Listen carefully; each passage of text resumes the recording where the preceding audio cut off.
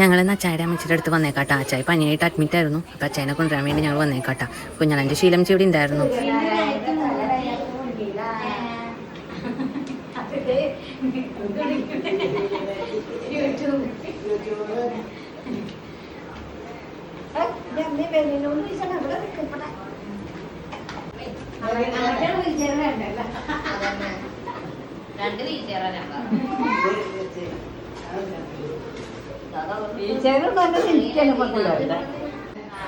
അച്ചായി wheel ചെയറിന് വേണ്ടി wait ചെയ്യാൻ കേട്ടോ. അമ്മച്ചിയുടെ ഫ്രണ്ട്സിനോടൊക്കെ ടാറ്റ ബൈ ബൈ പറഞ്ഞ് പോരാണ് കേട്ടോ.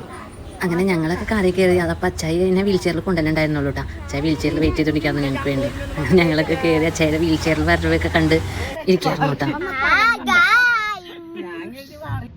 അങ്ങനെ ഞങ്ങൾ ആശുപത്രിയിൽ നിന്ന് നേരെ പോയത് ജ്വല്ലറിയിൽ കേട്ടോ. ചേട്ടൻ്റെ താലിച്ചയും വാങ്ങാൻ വേണ്ടിയിട്ട് പോകേണ്ടത്. അപ്പോൾ അവിടെ എന്ത് സൈൻ ചെയ്യേണ്ട ആവശ്യമുണ്ടായി. അത് തന്നെ അമ്മച്ചീനെയും കൊണ്ട് ഞങ്ങൾ പോകാൻ കേട്ടോ.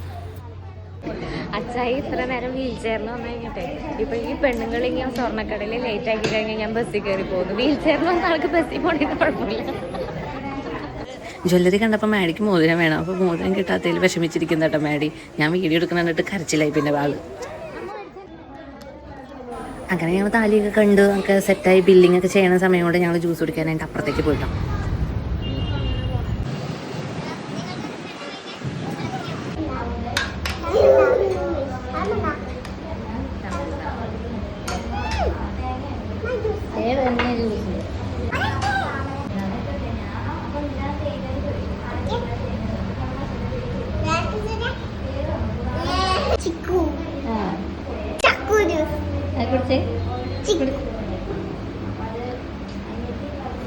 ഏതാ മാംഗോ ആണോ ചിക്കു ആണോ?